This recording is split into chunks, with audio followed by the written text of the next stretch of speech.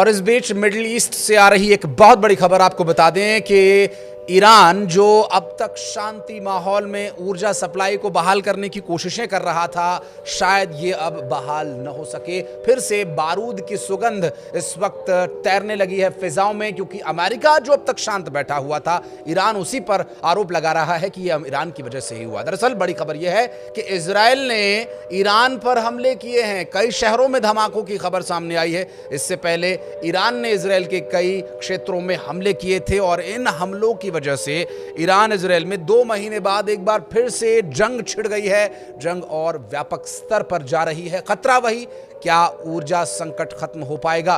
क्या जो अमेरिका कोशिशें कर रहा था उस पर बट्टा लग जाएगा? क्योंकि ईरान ने आरोप ही लगाया है कि ये सब कुछ अमेरिका की ही वजह से हो रहा है। नमस्कार, मैं हूं आशीष त्रिपाठी आपके साथ और इसी मुद्दे पर बातचीत करेंगे। मेरे सहयोगी आनंद इस वक्त मेरे साथ जुड़ गए हैं। आनंद, बीते 2 महीने से युद्ध रोकना, सीज फायर होना, बातचीत होना, फिर धमकी भरा लहजा डोनाल्ड ट्रंप का सामने आना, ये सब एक सामान्य सी घटना लग रही थी। लेकिन जिस तरह से तेल अवीव पर मिसाइलें बरसाई गई हैं, जवाबी हमला हुआ है, संभव है कि जो ऊर्जा संकट था एक बार फिर गहरा सकता है। बिल्कुल गहरा सकता है। और मैं तो पहले आपको ताज़ा अपडेट बता देता हूं कि अभी हो क्या रहा है मिडिल ईस्ट में।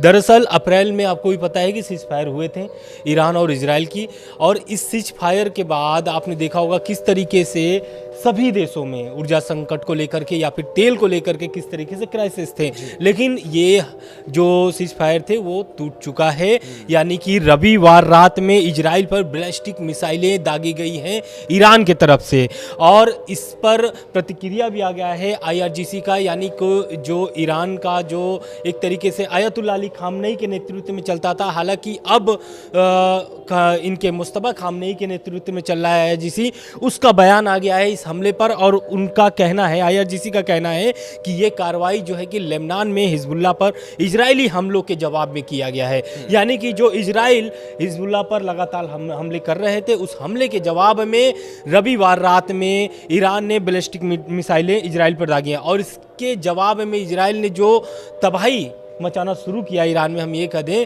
तो उनके जो ठिकाने हैं, तेहरान हो गया, इस्फहान हो गया, कजल हो गया या तब्जीज़ हो गया, मतलब जितने भी इंपॉर्टेंट जगह हैं ईरान के, खास करके वहाँ पर जहाँ पर उनके न्यूक्लियर प्लांट्स हैं, वहाँ पर भी टारगेट किया जा रहा है इजराइल की तरफ से। और यही कारण है कि जो ईरान की मीडिया है वो क्या कह रही है इस हमले के बाद, इजराइल के हमले के बाद उनका कहना है कि ये जो अटैक हुआ है इजराइल की तरफ से, ये एक तरीके से इजराइल को भारी नुकसान पहुंचा सकता है, क्योंकि ईरान जो है इस बार भी पीछे मुड़ने वाला नहीं है। बिल्कुल। अगर वर्तमान परिस्थितियों की बात करें तो जब चर्चा ये हो रही थी आनंद कि अमेरिका जो है कोई एक डील क्रैक कर लेगा, और फिर उस बीच नेतन्याहू के जो बयान सामने आए कि हम तो अमेरिका की वजह से फंस गए, जिसका जो एक लब्बो-लुआब था, मैं उसकी बात कर रहा हूँ, एग्जैक्ट उनके बयान की नहीं, कि हम तो फंस गए अमेरिका की वजह से, अमेरिका तो युद्ध खत्म करा देगा, जबकि हम तो इस ईरान को नक्शे से ही मिटा देना चाहते हैं। कुछ इस तरह की परिस्थितियां बन रही थी।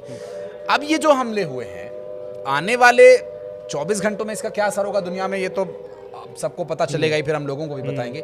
लेकिन संभावनाएं, आशंकाएं क्या कुछ हैं? क्योंकि जिस तरह से अमेरिका के बयान सामने आए कि हम एक डील के बहुत नजदीक हैं, क्रैक हो जाएगा, सब कुछ ठीक हो जाएगा, लेकिन इजराइल तो कहीं इसके आसपास भी नहीं था। बिल्कुल नहीं था। और इजराइल का साफ कहना था कि क्योंकि इजराइल जो डिमांड रखा हुआ था अमेरिका से कि अगर आपको ये डील करना है तो इसमें कुछ शर्तें हैं, इजराइल ने कुछ शर्तें रखी थी, जिसमें कि हालांकि अमेरिका ने उस कुछ शर्तों में ईरान के सामने प्रेजेंट भी किया था, यानी प्रस्ताव में रखा भी था, जिसे ईरान ने साफ तरीके से नकार दिया है। क्योंकि आप जिस चीज़ों को मना कर रहे हो, ईरान कभी भी उस चीज़ से मानने के लिए तैयार नहीं होगा। पहला तो है कि परमाणु बम वो बनाना बंद कर दें, मतलब उनके जो प्रोग्राम चल रहे हैं वो बंद कर दें। हालांकि वो परमाणु बम बना नहीं रहे, लेकिन उनके जो प्रोग्राम चल रहे हैं वो भी बंद कर दें। साथ में जो मिसाइलें, जो उनकी रेंज वाली मिसाइलें, दूर रेंज वाली मिसाइलें हैं, उसे भी बंद करने का उसमें प्रस्ताव था, शर्तें थी, अमेरिका ने रखा था ईरान के सामने। साथ ही ये भी था कि जो प्रॉक्सी हैं, प्रॉक्सियों से इजराइल को काफ़ी नुकसान हुआ है, और वही कारण है कि ये जो हमले फिर से शुरू हुए ईरान की तरफ से, वो प्रॉक्सी ही है। उसमें एक प्रॉक्सी ये है हिजबुल्लाह, ठीक है। तो प्रॉक्सियों को मदद करने को लेकर के भी एक उसमें प्रस्ताव था कि ईरान जो है कि सभी अपने प्रॉक्सियों को मदद करना बंद कर दें, चाहे वो हिजबुल्लाह हो, हमास हो या फिर हुती हो। हो, सभी को बंद कर दे। साथ ही साथ उसमें और सारी शर्तें थी जिससे ईरान ने सीधे खारिज कर दिया था, और ईरान ने जो शर्तें रखी थी उसे भी अमेरिका मानने के लिए तैयार नहीं है।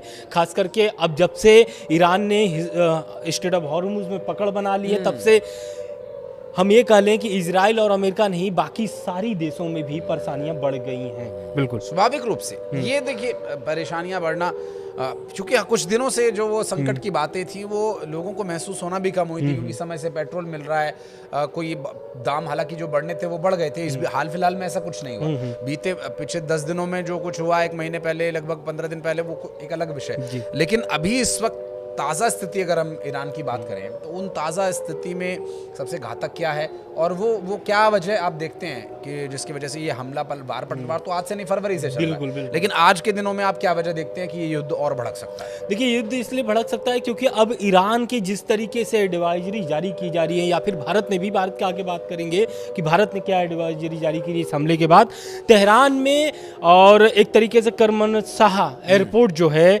वहाँ पर सभी उड़ानें रद्द कर दी गई हैं। इसका ये साफ मतलब है कि ईरान पूरा मूड में है लड़ाई करने के लिए इजराइल से, और लगातार यही कारण है कि पहला जो हमला हुआ है वो ईरान की तरफ से ही हुआ है।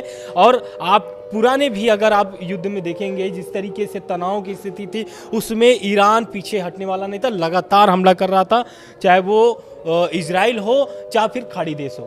खाड़ी देशों के साथ साथ इजराइल पर लगातार ईरान हमला कर रहा था। हालांकि अभी सिर्फ इजराइल टारगेट है, पिछली बार आप देख रहे होंगे कि खाड़ी देश भी, चाहे वो सऊदी हो, चाहे वो कतर हो, चाहे फिर बाकी सारे देश हो जो खाड़ी के हैं, सभी पर वो हमले लगातार कर रहे थे। तो एक तो ये हो गया कि एयरपोर्ट पर जो उनके ये जो दोनों एयरपोर्ट थे यहाँ पर सभी उड़ानें रद्द कर दी गई हैं। और ये ईरानी मीडिया की रिपोर्ट के अनुसार बात करें तो यहाँ पर और सारी भी घोषणाएं हो सकती हैं, क्योंकि यहाँ पर आपको भी पता है कि तेहरान में ऐसा नहीं कि सिर्फ ईरानी रहते हैं, अंतर्राष्ट्रीय यानी कि सभी देशों के लोग वहाँ पर पाए जाते हैं। अभी भी भारत ने जो एडवाइजरी जारी की है वो ये जारी की है कि जो भी भारतीय वहां पर फंसे हैं या फिर रुके हुए हैं वो जल्द से जल्द ईरान छोड़ दें। लेकिन उड़ानें प्रभावित हैं। आपने बताया कि तेहरान और करमानशाह एयरपोर्ट दोनों पर ही जो उड़ानें हैं वो सामान्य रूप से जो यात्रियों के लिए उड़ानें होती हैं उन्हें कैंसिल कर दिया गया है। ऐसे में जो भी संभावित रास्ता है उसे लेकर के भारतीय नागरिक भारत वापस लौट आए, ये एडवाइजरी भारत की तरफ से जारी की गई है। लेकिन जो इस वक्त प्रभाव अमेरिका का था, क्योंकि ईरान तो बार बार यही कह रहा है कि ये सब कुछ अमेरिका की वजह से ही हो रहा है। अमेरिका जो हमला करने में भी पहल कर रहा था और युद्ध विराम के लिए भी जिसकी पहल हुई, डील क्रैक करने की भी उसने बात की।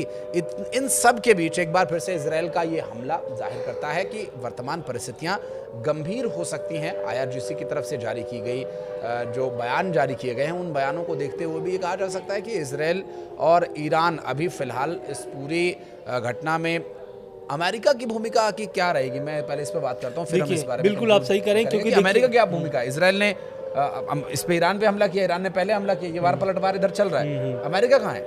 बिल्कुल देखिए, अमेरिका पहले भी हम आपको बता दें कि नेतन्याहू को लेकर के ट्रंप का एक बयान आया था जिसमें उन्होंने कुछ अपशब्द बोले थे। नेतन्याहू को क्यों बोले थे, यही कारण था लेबनान पर हमले को लेकर के वो नाराज थे ट्रंप नेतन्याहू से, और उन्होंने बोला कि ये नहीं करना चाहिए क्योंकि बातचीत जो है वो बहुत करीब पहुंच चुका है, जैसा कि आपने पहले बताया था। और यही कारण है कि जिसका डर था ट्रंप को वही हुआ। ईरान ने पहला हमला रात में रविवार बैलिस्टिक मिसाइलें से शुरू कर दिया और इजराइल इसके लिए पहले से तैयार था। इजराइल का हमेशा से ये है कि हमला ईरान पर जारी रहे कैसे भी करके। क्यों? क्योंकि नेतन्याहू के भी अंदर खाने अगर हम बात कर लें तो जो उनके अंदर मामले में यानी कि जो इजराइल में जो चल रहा है वो एक तरीके से नेतन्याहू की कुर्सी की भी डर है।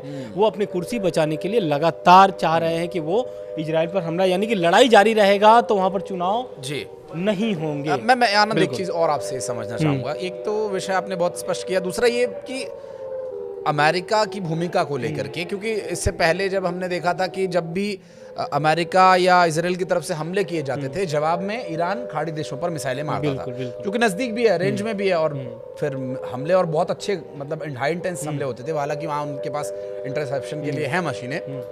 लेकिन अभी क्या स्थिति है? अब तो इजराइल हमला कर रहा है, अमेरिका की कहीं कोई भूमिका नहीं और कोई बयान भी मुझे अभी तक दिखाई ऑफिशियली नहीं दे रहा है। खाड़ी देशों पर क्या अभी संकट है? खाड़ी देशों को इसलिए संकट है क्योंकि हूती विद्रोही जो हैं वो रेड सी यानी कि लाल सागर को अब पूरी तरीके से बंद करने का ऐलान कर दिया है। उससे क्या होगा, रेड सागर यानी कि जो लाल सागर है वहाँ पर अगर ये बंद कर देता है, हूती जो हैं वो बंद कर देते हैं, तो उसमें खाड़ी देशों को भारी नुकसान हो सकता है, क्योंकि वहीं से एक तरीके से तेल का आदान प्रदान होता है और उसमें सऊदी को ज़्यादा भारी नुकसान हो सकता है, क्योंकि आपको भी पता है कि सऊदी और हूती की पुरानी लड़ाई है, पुरानी इतिहास है उनके। और सऊदी के साथ साथ अगर हम बात कर लें यूएई हो गया, कतर हो गया, बाकी सारी देशों को उसको भारी नुकसान सहना पड़ सकता है। और हूती क्यों ऐलान किए हैं, इसलिए ऐलान किए हैं क्योंकि इजराइल जो है बड़ा अटैक किया है ईरान पर। और कहाँ कहाँ किया अब ये हम बता देते हैं आपको। ईरान के एक पेट्रोकेमिकल फैक्ट्री है, वहाँ पर कई ठिकानों पर, उस फैक्ट्री के कई ठिकानों पर भारी तबाही मची है इजराइल के इस हमले से। बिल्कुल। लेकिन इस जंग को रोकने की कोशिशों की, कवायदों की बात करें तो क्या अंतर्राष्ट्रीय स्तर पर ऐसा कुछ नजर आता है? बिल्कुल, क्योंकि देखिए जिस तरीके से मध्यस्थता, पाकिस्तान की मध्यस्थता जो हुई थी वॉर के बीच में, जब ये अप्रैल के पहले जो लड़ाई चल रही थी उसमें पाकिस्तान चाह रहा था कि उसे मध्यस्थता करने का मौका मिले, और वो मौका मिला भी। आपको भी पता है कि जाकर के पाकिस्तान में बैठक हुई थी ईरान और अमेरिका की, उसमें कोई बात बनती नहीं है, विफल हो जाता है वो बातचीत। लेकिन इस युद्ध के यानी जो अभी हमला शुरू हुआ है इजराइल और ईरान का, इस बीच एक खबर सामने निकल के आ रही है कि जंग रुकवाने के लिए एक बार फिर से पाकिस्तान अपनी एक तरीके से श्रेय लेने के लिए, या फिर हम ये कह लें कि अपने को चमकाने के लिए, या फिर मध्यस्थता कराने के लिए पाकिस्तान फिर से एक्टिव हो चुका है इस मामले को लेकर के। तो जंग रुकवाने के लिए ईरान पहुंचे हैं पाकिस्तानी मंत्री नकवी, और ये पाकिस्तान ईरान पहुंच करके इस हमले को रुकवाना चाहते हैं। और वो जाकर के ईरान से जो भी मंत्री हैं, हम ये कह लें कि मसूद पेजेस्कियान से भी मिल सकते हैं, या फिर उनके जो विदेश मंत्री हैं अब्बास अराक्ची, उनसे मिल सकते हैं, और इस विषय पे बात कर सकते हैं कि भाई जो आपने युद्ध शुरू किया है इसे रोक दीजिए, और जो बातचीत अमेरिका से चल रही है उस पर फिर से बातचीत शुरू किया जाए। और नकवी का अब देखना ये होगा कि उनकी भूमिका क्या होगी, वहाँ पर जाकर के किन किन मंत्रियों से बात कर सकते हैं। हालांकि हमले अभी भी जारी हैं लगातार इजराइल और अमेरिका की तरफ से। जो परिस्थितियां अभी बनी हुई हैं, खाड़ी देशों पर हमले की जो डायरेक्ट आशंका या डायरेक्ट मिसाइली हमला करने के बजाय यहाँ पर हमले की जो धार है उसका जो तरीका है उसे बदल दिया जा सकता है। हो सकता है मिसाइलों से हमला करने के बजाय वो एक आर्थिक प्रतिबंध जैसा कुछ वहाँ पर लगा करके खाड़ी देशों को कंट्रोल करने की कोशिश करें, और वो भी इसलिए ताकि वो अमेरिका को बातचीत की टेबल पर ला सके, उस भूमिका में ला सके जिस भूमिका में अब तक अमेरिका रहा था, और इजराइल के द्वारा किए जा रहे हमलों को लेकर के अमेरिका भी कोई स्टैंड ले सके। बहरहाल इस पूरी घटना को लेकर डिटेल्स हम आगे आपके लिए लेकर आते रहेंगे। इस वीडियो में फिलहाल इतना ही। बहुत बहुत धन्यवाद आनंद आपका हमारे साथ जुड़ने के लिए।